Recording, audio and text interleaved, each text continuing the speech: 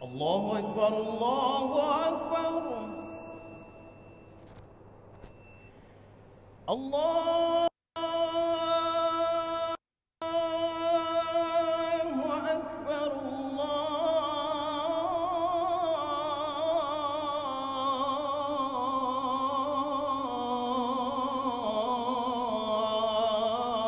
Pertemuan kita yang ke-865 di malam hari ini, Kamis 23 Syawal 1445 Hijriah, bertepatan dengan 2 Mei 2024 Miladiah. Kita sudah berada di minggu ke-51 hitungan tahun 1445 Hijriah atau minggu ke-27 hitungan tahun Miladiah. Hari yang kita jelang hari ini hari ke-278 hitungan tahun Hijriah atau hari ke-123 hitungan tahun 2024 Miladiah. Yang menjadi pokok bahasan pada malam ini ialah berilah hak untuk masing-masing pihak untuk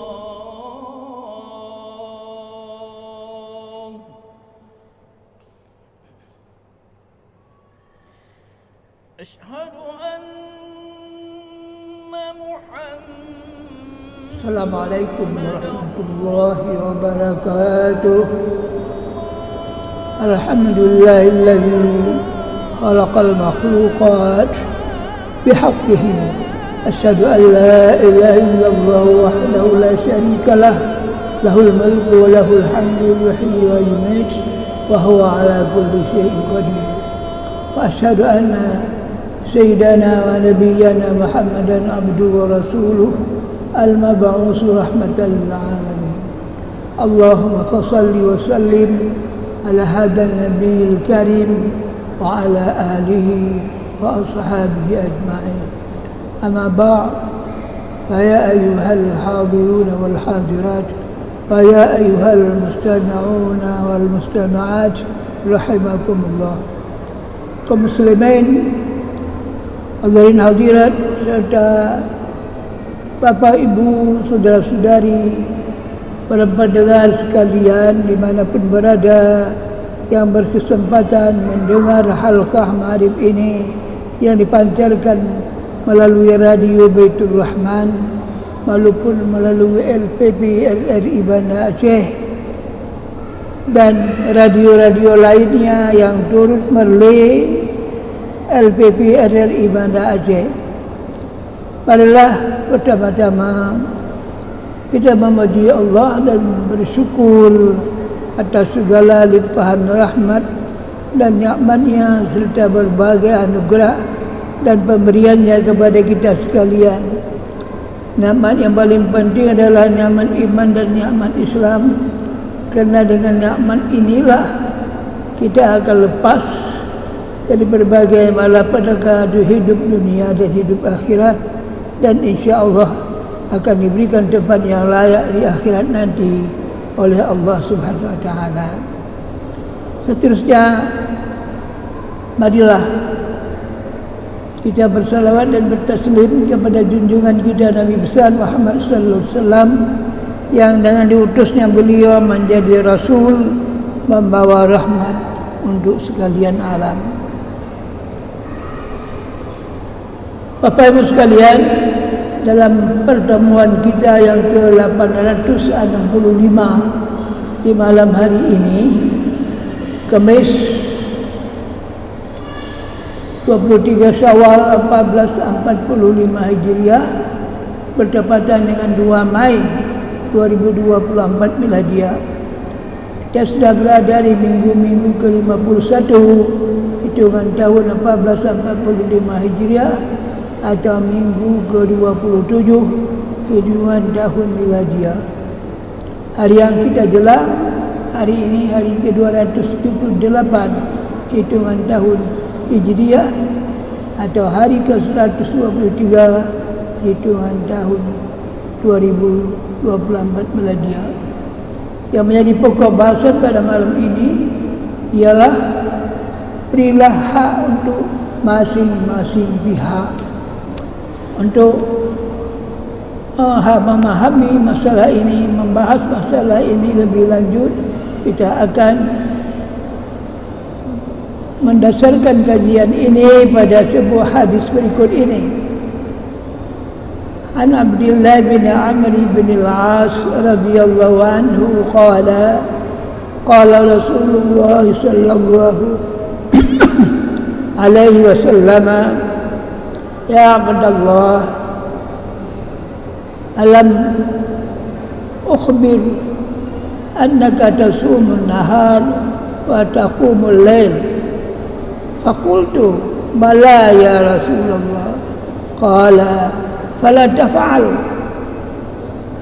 Sum wa aftir, qum wa num, fa inna li jasadika 'alaika haqqan wa inna li 'ainika 'alaika haqqan wa inna li zawjika 'alaika haqqan wa inna li zurika 'alaika haqqan wa in yahsabuka an tasuma kullu shahri thalathata ayyam fa in qala fa inna bi kulli hasanatin 'ashara amsalha fa idza qala dzalika siyamud dahri kullih wa shaddadtu wa shuddida alayya.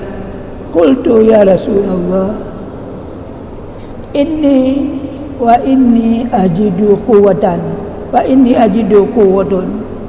Qala sum siyama Nabi Allah Daud alaihi salam wa la tazid alaihi. Qultu fama kana siyamu Nabi Allah Daud alaihi salam. Qala nisfu dahri. Fakana Abdullah yaqulu lahu ba'da ma kubira, ya laitani qabiltu rukhsatan Nabi sallallahu alaihi wasallam. Akhrajahu Bukhari wa Muslim.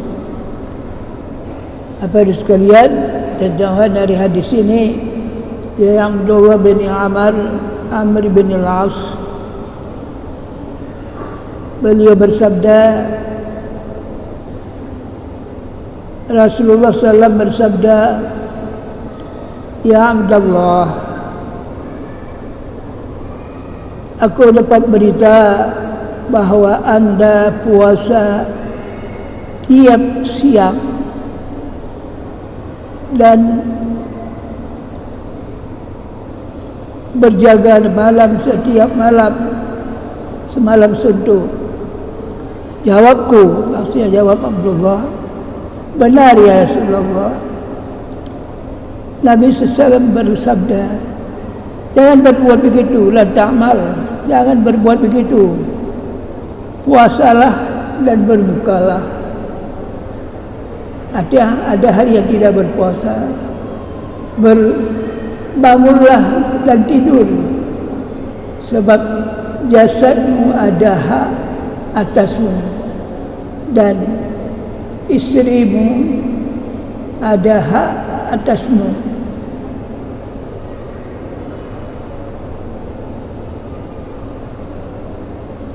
Demikian juga tamumu ada hak atasmu dan cukup bagimu puasa tiap bulan 3 hari. Maka setiap hasanat atau kebaikan berlipat ganda 10 kali. Maka itu sama dengan puasa sepanjang masa. Abdullah berkata, aku telah memperberat, maka beratkan atasku. Aku berkata, ya Rasulullah, aku merasa kuat. Maka sabda Nabi SAW, puasalah kamu seperti puasanya Nabiullah Daud alaihissalam, dan jangan lebih dari itu. Saya bertanya, bagaimana puasa Nabi Daud alaihissalam? Jawab Nabi sallam, setengah abad atau nisfu dahri. Kemudian ketika mencapai usia Abdullah itu, ia merasa lelah dengan puasa Nabiullah Daud. Andaikan aku dahulu menerima keringanan yang diberikan oleh Nabi sallallahu alaihi wasallam, pasti itu lebih baik atau lebih enak. Hadis riwayat Bukhari dan Muslim. Bapak Ibu sekalian sidang jamaah yang dirahmati Allah, hadis ini dimulai dengan Nabi SAW mentabayunkan atau minta mengklarifikasi terhadap berita yang disampaikan orang kepada Nabi SAW tentang berita yang menerangkan bahwa sahabat Abdullah bin Amr bin Al-As bahwa dia berpuasa terus menerus dan tidak berjaga malam dan tidak menjaga dan terus berjaga malam tanpa tidur. Lalu Nabi SAW memanggil Abdullah untuk menanyakan, ini tabayun daripada Nabi kepada berita itu, untuk menanyakan langsung kepadanya, apakah anda berpuasa terus menerus dan berjaga semalam suntuk tanpa tidur? Benar ya Rasulullah, jawab Abdullah. Nabi SAW lalu menunjuk jalan yang terlebih baik kepada sahabat, kepada Abdullah itu. Nabi SAW bersabda kepadanya, janganlah kamu lakukan yang demikian, berpuasalah kamu lalu berbuka.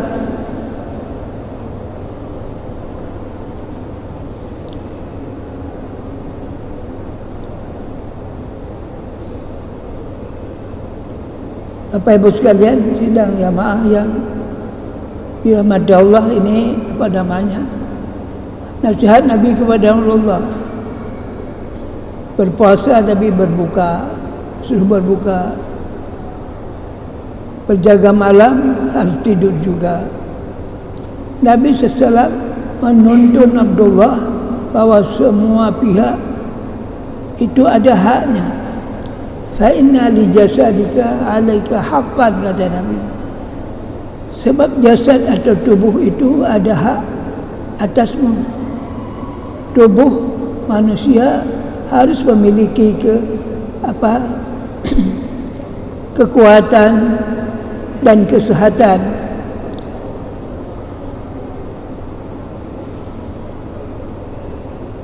Tubuh kita itu tidak boleh bekerja terus menerus melampaui batas. Kekuatannya terbatas dan tersedia. Tubuh harus beristirahat dan relax. Tidak boleh bekerja melampaui kemampuannya. Tubuh harus mendapat asupan makanan, vitamin, mineral, hidrokarbon, karbon dan asupan-asupan obat-obatan supaya tubuh tetap sehat. Jika terserang penyakit, haruslah dicari pengobatannya. Itu kira-kira hak untuk jasad atau untuk tubuh. Lalu Nabi meneruskan, wa inna li'ainika 'alaika haqqan, matamu ada hak untuknya. Maka mata adalah bagian anggota tubuh yang begitu penting bagi seorang.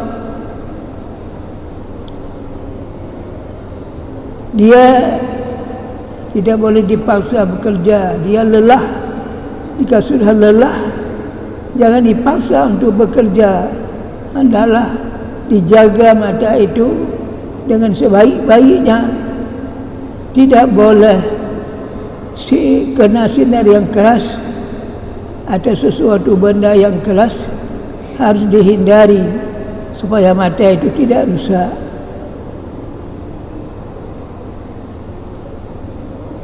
Mata juga dijaga dari kena penyakit atau diobati kalau dia memerlukan pengobatan, sampai-sampai harus diurus oleh spesialis dokter mata ketika mata kita bermasalah.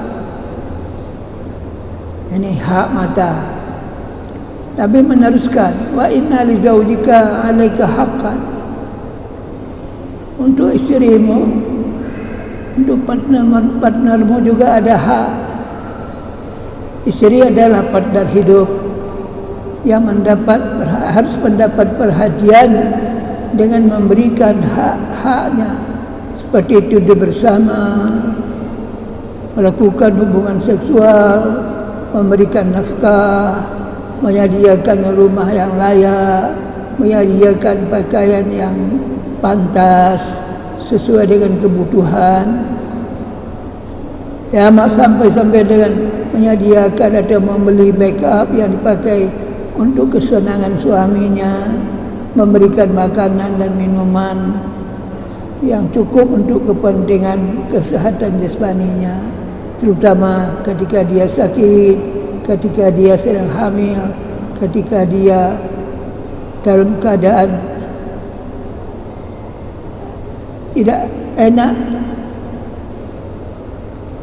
Isteri itu harus dicintai dengan sepenuh hati. Terusnya Nabi menyatakan, wa inna li zawjika 'alaika haqqan.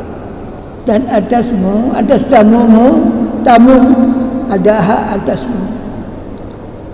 Tamu yang datang, apakah tamu itu dekat maupun tamu jauh, sahabat ataupun kerabat, kedatangan mereka untuk silaturahmi mungkin, dan mungkin juga membutuhkan bantuan kita sebagai tetangga maupun kerabat, maka harus dilayani dengan baik.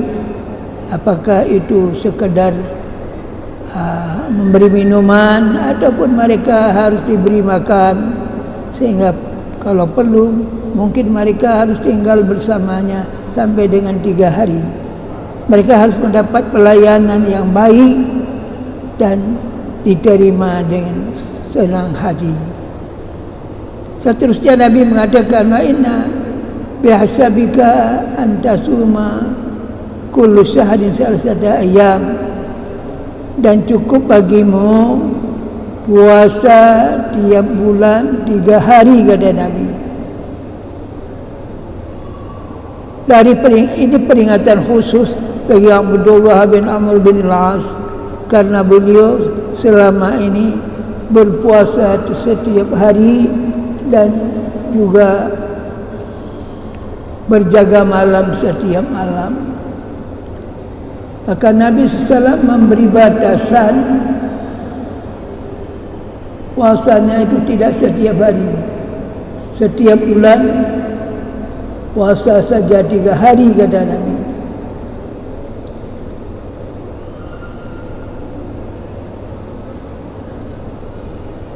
Nasihat Nabi ini ditujukan kepada Abdullah, karena Abdullah berpuasa bagaimana dikatakan setiap hari dia berpuasa, malam berjaga malam semalam suntuk, tidak pernah tidur. Ini dalam kondisi begini Abdullah tidak menjaga hak-hak pihak lain untuk terselenggarakan dengan sebaik-baiknya. Ini dimaksudkan Nabi SAW supaya Abdullah dapat pula menjaga hak-hak pihak lain dengan sempurna, secara beruntun, harus berbuat perhitungan untuk kepentingan pihak lain sebagai haknya. Terus Nabi mengatakan fa inna zalika bi kulli hasanatin asyra amsalha. Maka setiap hasanat atau kebaikan berlipat ganda 10 kali. Begitulah Allah dengan mudahnya menggandakan pahala pada setiap kebaikan yang dilakukan oleh hambanya dengan gandaan sampai 10 kali. Fa inna zalika siyamud dahri kulli. Maka itu semua sama dengan puasa sepanjang masa, kata Nabi. Hal ini memberi pemahaman kepada Abdullah bahawa yang 3 hari setiap bulan bernilai seperti sepanjang masa. Nabi SAW memberikan petunjuk kepadanya untuk tidak berpuasa setiap hari sebagaimana yang dilaporkan ini, supaya dia bisa membatasi diri dalam mengerjakan puasa dan berjaga malam. Abdullah juga memberikan tanggapan kepada Nabi SAW dengan mengatakan, aku telah memperberat, maka beratkan atasku. Dia berkata lagi kepada Nabi SAW, ya Rasulullah, aku ini merasa kuat, ini kuatan, ajidu kuatan, saya memperoleh kekuatan untuk melakukan itu. Artinya puasa setiap hari, berjaga malam setiap malam. Akan tetapi Nabi memberikan sanggahan dengan mengatakan, puasalah seperti puasa Nabi Daud, yang jangan lebih dari itu, kata Nabi. Fasum siyama Nabi Allah Daud alaihissalam wala tazid alaihi.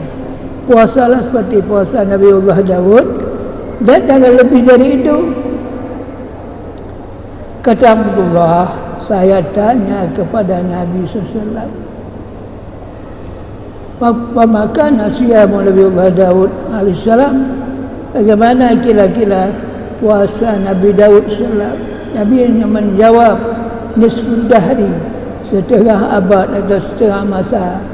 Dalam penjelasan di hadis-hadis lain, Abdullah itu cara puasa disebutkan bahwa cara puasa Nabi Daud itu seperti berpuasa sehari, selang 1 hari tidak berpuasa. Hari ini puasa, besok tidak berpuasa, lusa berpuasa, lusa raya tidak berpuasa, selang-seling.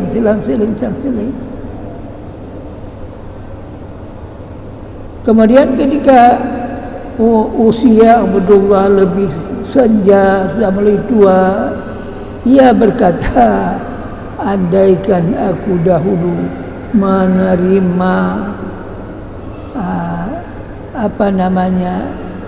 keringanan yang diberikan oleh Nabi, untuk saya akan baik sekali. Pasti itu lebih baik untuk saya, kata Abdullah. Jadi ada sedikit penyesalan dari Abdullah kerana dia agak sedikit membangkang Nabi. Pada saat ketika muda merasa jadi kuat, aku sanggup berpuasa puasa Nabi Daud, tapi ketika dia tua, kondisi ini jadi beban untuk dia puasa Nabi Daud itu. Apa kandungannya? Kandungan dari percakapan Nabi bersama Abdullah bahwa agama itu mudah, jangan diperberat atau dipersukar atau memperberat dirinya sendiri dalam menjalankan agama.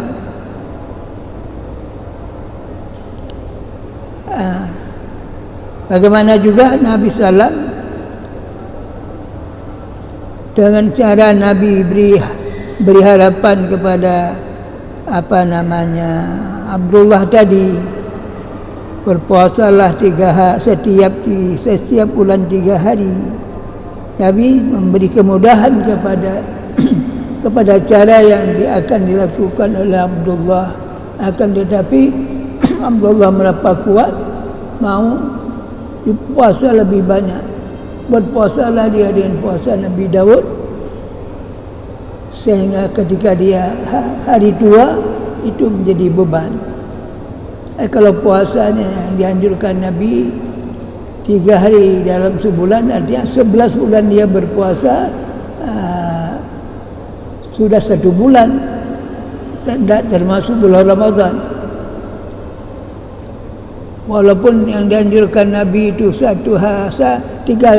hari dalam sebulan, itu nilainya tinggi. Bapak Ibu sekalian, dan jamaah yang dirahmati Allah, memang ya ketika masih muda Abdullah merasa mampu mengerjakan puasa Nabi Daud. Tapi ketika mulai tua, ada penyesalan dalam diri Abdullah bin As. Ketika dia sudah lemah, ia merasa, kalaulah aku dulu menuruti cara yang disuruh oleh Nabi, tentu itu lebih mudah bagi saya.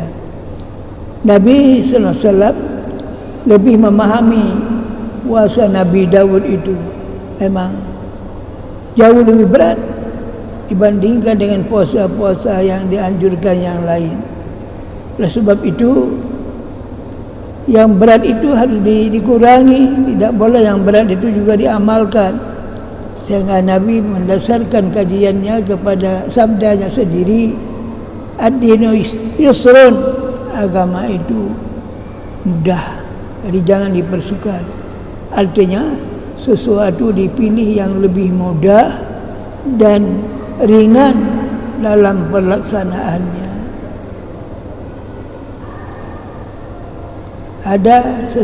Jika sesuatu itu ada yang berat, maka itu dipermudah. Allah menjelaskan dalam firman-Nya, fa inna ma'al usri yusra, inna ma'al usri yusra. Al-Insyirah ayat 9, surat 94, ayat 5 dan 6. Sesungguhnya bersama yang kesukaran ada kemudahan. Ditambah lagi, diperkuat lagi, sesungguhnya bersama kesukaran ada kemudahan. Bapak Ibu sekalian, dalam kita menjalani kehidupan beragama, kita diberi kesempatan memilih yang ringan. Apa pemahamannya? Umpamanya ketika usia kita tua, kita tidak sanggup lagi berdiri terus menerus untuk salat, kita boleh sembahyang sambil duduk. Tidak harus memaksa diri yang sudah lemah untuk terus berdiri. Demikian juga keadaannya ketika seseorang dalam keadaan tidak sehat, merasa sakit, ada gangguan dari anggota-anggota badan, sehingga dia sukar untuk rukuk dan sujud seperti biasa, maka dia diizinkan puasa sambil duduk. Atau sekarang duduk di kursi tertentu, yang mana kursi itu bisa dibawa kemana-mana. Memang antara ketika satu saat dia tidak boleh duduk di lantai, harus duduk di atas kursi. Ya sembahyanglah dia di atas kursi. Tapi kalau cuma masih sanggup duduk tanpa kursi, itu lebih baik. Di mana baiknya? Ketika kita sembahyang sambil duduk, ketika kita melakukan salat itu, kita bisa bersujud dengan baik. Kalau dalam kondisi duduk di atas kursi, rukuk kita bagi tidak sempurna, apalagi sujud kita. Padahal dalam sembahyang, rukuk dan sujud merupakan hal yang sangat penting untuk kita lakukan.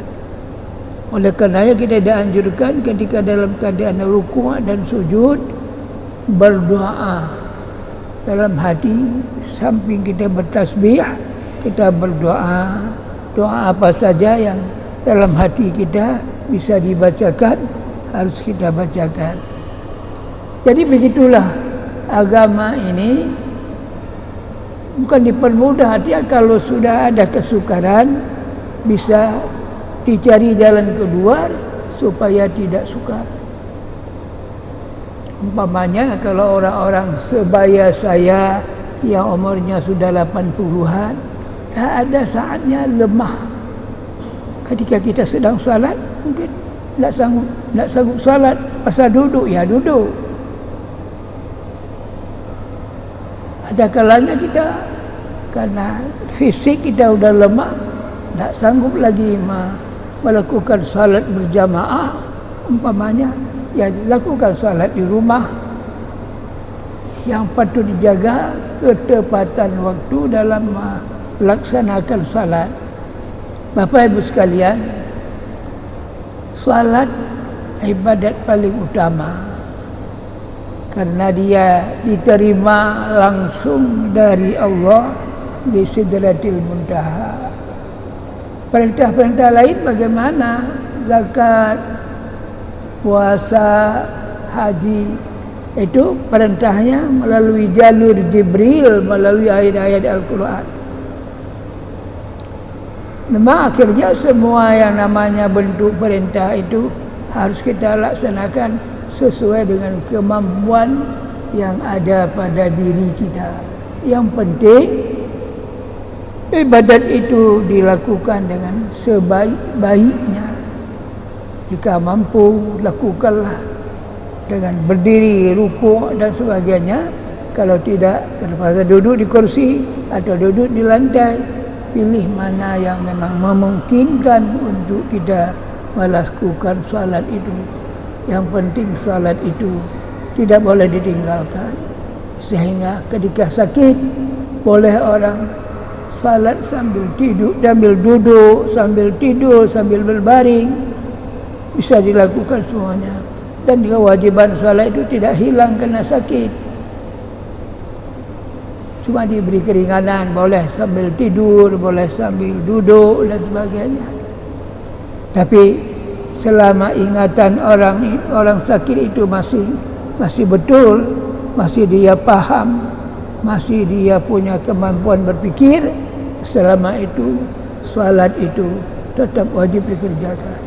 Kecuali ketika orang dalam keadaan naza'ah, umpamanya dalam keadaan dia tidak bisa berbicara lagi, tidak bisa memahami lagi sesuatu, ini apa kita katakan dalam keadaan koma, itu memang kewajiban seperti ibadat puasa, ibadat sembahyang itu tidak wajib lagi. Sebab ada orang yang sebelum meninggal kadang-kadang berhari-hari dalam keadaan koma.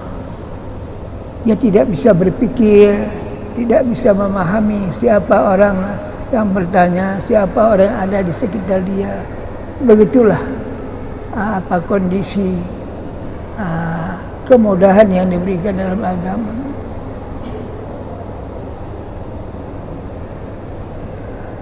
Memang ada orang yang tubuhnya kuat, tapi kemampuan berpikirnya hilang. Kemampuan berpikirnya hilang. Dia mungkin bisa ceritakan hal-hal yang lama ketika dia masih muda. Ini suatu anugerah Allah kepada kita. Kalau sudah usia tua, tapi kemampuan berpikir masih ada. Ini insya Allah kena dibantu oleh seringnya baca Al-Quran, sering membaca buku-buku, sering berpikir tentang sesuatu. Maka kekuatan berfikir tetap diberikan oleh Allah kepadanya. Bapak Ibu sekalian, oleh sebab itu dalam agama kita dianjurkan menjaga kesehatan kita supaya tetap prima. Jangan tunggu datang sakit ketika kita sehat. Tapi apa juga di saat-saat kita sehat, kita terus memakan atau meminum obat-obat tertentu yang namanya asupan makanan untuk kita, sebab kekuatan tubuh kita setelah tua itu sudah menurun. Seumur saya sudah kekuatan tubuh fisik kita sudah menurun itu. Ketika dicek, cek jantung, cek ini, cek itu, kondisinya sudah menurun. Kenapa? Karena ketuaan, kata mereka. Bapak sudah tua, jadi fungsi alat bapak, tubuh bapak menjadi berkurang. Ketika ada sesuatu obat yang diberikan, kita katakan sudah boleh berhenti. Belum, jangan bapak berhenti dulu makan obat ini. Kalau tidak makan tiap hari, makan selang-selang untuk menjaga stamina tubuh supaya tetap seimbang. Oleh karena itu patutlah kita menerima anjuran Nabi. Kita dianjurkan minum hubbus sauda. Ada orang Aceh jira hitam yang sekarang sudah dijual secara khusus. Hubbus sauda itu dibuat sekarang yang sarinya, minyaknya itu hubbus sauda. Kita makan sari kurma, minyak zaitun, madu. Itu asupan-asupan untuk orang-orang yang sudah ada atas usia 40 tahun. Itu sangat bermanfaat untuk kita menjaga kesehatan kita.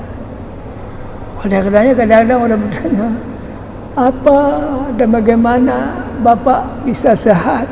Ya, kita ini menerima apa adanya yang diberikan Allah. Rezeki kita, kesehatan kita, umur kita, semuanya kita manfaatkan dengan sebaik-baiknya. Ketika sehat, laksanakan ibadat mana yang patut kita lakukan. Tidak boleh berhenti. Salat malam, salat tahajud itu lakukanlah. Berusaha untuk melakukannya. Salat duha, berusaha melakukannya. Ya, dibagi-bagi waktu hidup itu. Ada untuk ibadat, ada untuk mencari nafkah, ada untuk istirahat. Tak boleh juga dipaksa bekerja sehebat-hebatnya. Demikianlah kajian kita pada malam ini. Mudah-mudahan Allah mempertemukan lagi kita di hari-hari mendatang. Doakanlah supaya saya yang sudah tua ini diberi Allah kesehatan sehingga bisa bersama bapak-bapak melakukan kajian apa yang mungkin kita berikan. Umur saya sudah senja, sudah 88 tahun. Tapi mudah-mudahan kemampuan berpikir saya masih ada, walaupun tubuh saya sudah mulai lemah. Semoga Allah memberi kita sehat melalui obat, melalui doa yang patut kita lakukan setiap hari. Bapak Ibu sekalian, kita padakan sampai di sini kajian kita pada malam ini. Subhanakallahumma wa bihamdika asyhadu an la ilaha illa anta astaghfiruka wa atubu ilaika. Amiltu su'an aw zalamtu nafsi faghfir li fa innahu la yaghfiru dzunuba illa anta. Aqulu qawli hadza wa astaghfirullahal azim. Hadanallahu wa iyyakum ajma'in. Wassalamualaikum warahmatullahi wabarakatuh. Sayyidina Muhammadin Nabil Ummi wa ala alihi wa sahbihi wa sallim. Allahumma salli ala